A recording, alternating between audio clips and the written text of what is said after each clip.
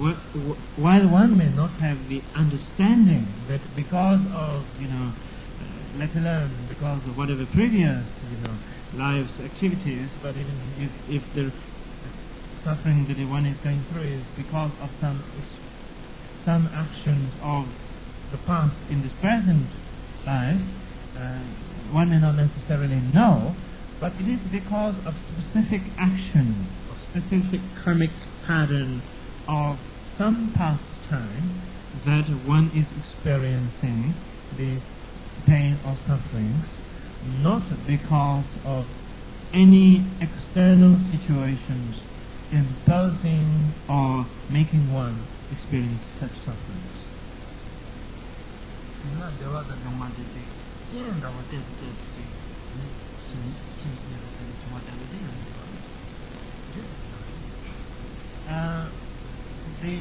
Maybe one point of clarification is that when you experience some degree of happiness or suffering, it always has the appearance,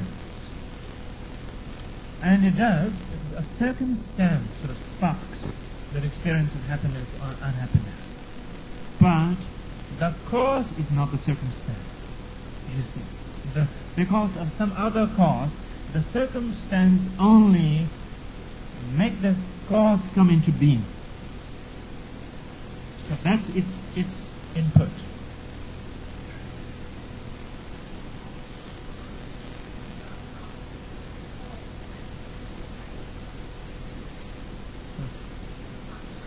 Yes.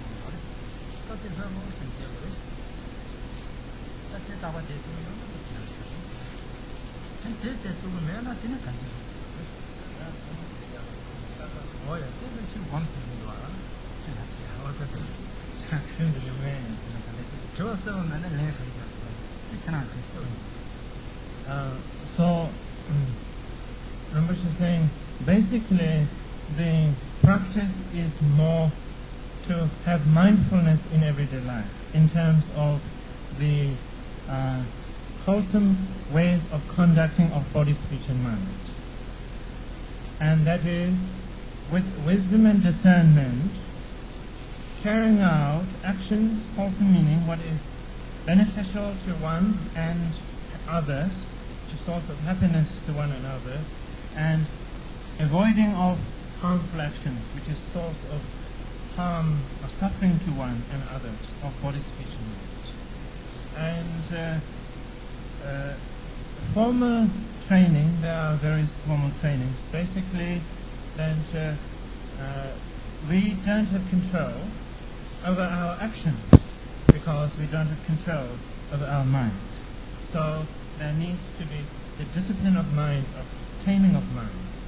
So we need to train ourselves through allowing our body, speech and mind to rest naturally at ease, free of naturally at ease, familiarizing that habit of mind. Because the usual, what the mind is familiar with is state of restlessness and distraction, where there is no control of what you can do.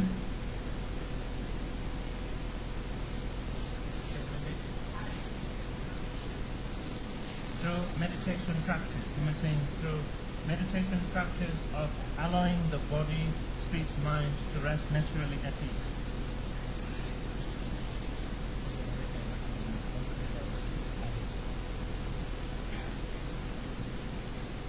Okay, the last question.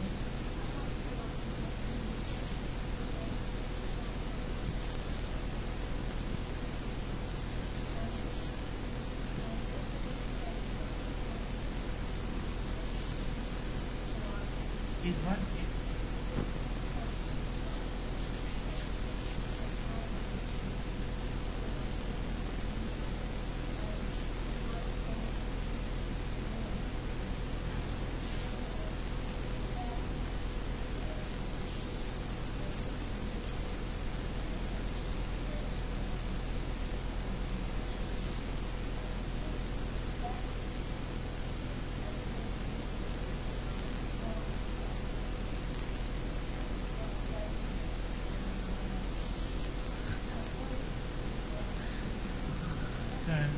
Not yes.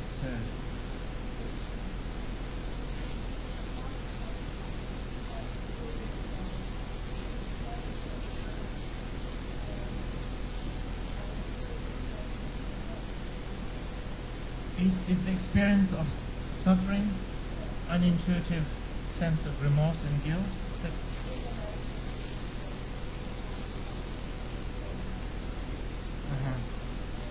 And the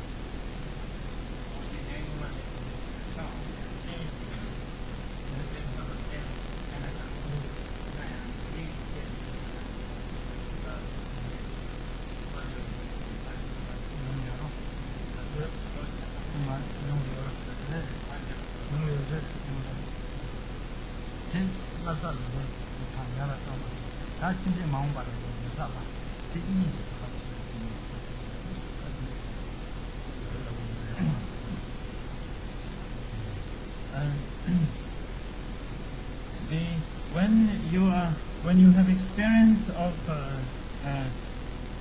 suffering, physical or mental experience of suffering, then this is the result of whatever past karmic accumulation, defilement or unwholesome actions experience. And so, ripening of karmic pattern. Ripening of karmic pattern means that once the suffering is experienced, that particular karma has ripened and has exhausted. And so, and whatever sufferings or state of confusion or whatever that one experiences in future time is not again sort of relapse, if you will, of that, because that is all gone. So, but again experience of, because karmic accumulation is not just only one, we're talking about from time immemorial of various habitual tendencies. So, and it's a experiencing of the ripening of another. Now, it is actually, to some extent, correct to assume that because there is experience of suffering, because there is experience of dissatisfaction, what have you, that an alternative, a desire, a wish for alternative, sort of an inquisitiveness is aroused. So, in sort of in a funny way, it's helpful, you see, because you don't need other people or other situations checking up on you see. Because your own personal experience of your life is not very sound and healthy, you've got to do something about it. It's clear. Your experience is saying that, And so it helps and become more realistic in that sense. Now, the karma is happening in two ways. There is karma that has ripened in your life, that you're experiencing, in the way of happiness, suffering, whatever.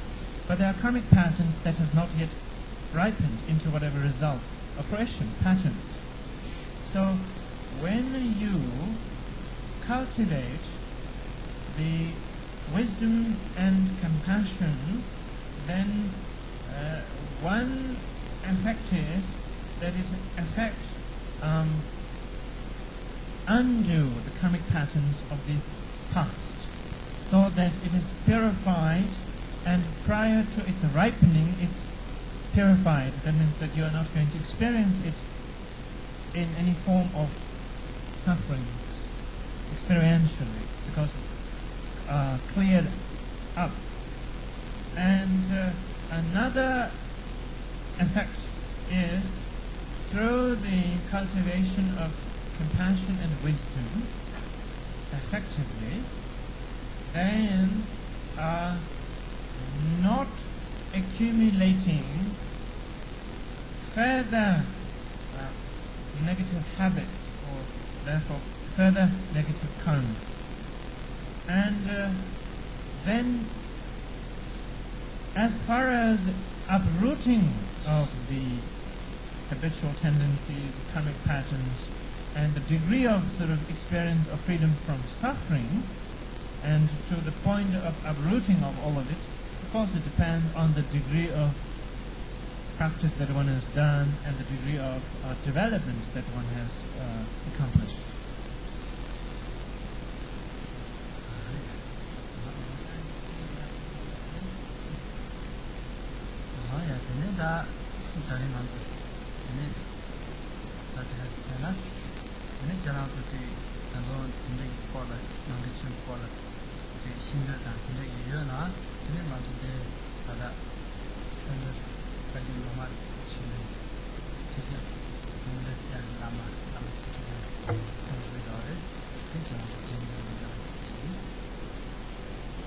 And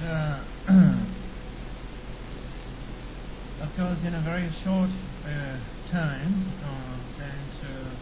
we're not able to cover a great deal of ground or clarify the points of, to share points of interest or clarify points of doubt with all of you.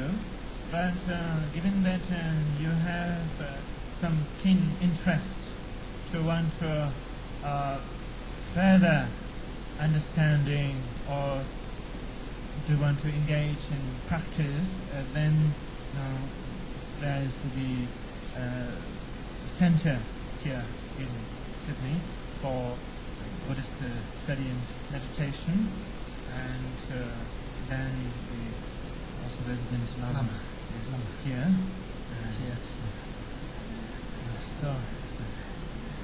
So maybe you can sort of maintain some contact and then find out some more points of interest. Like good night.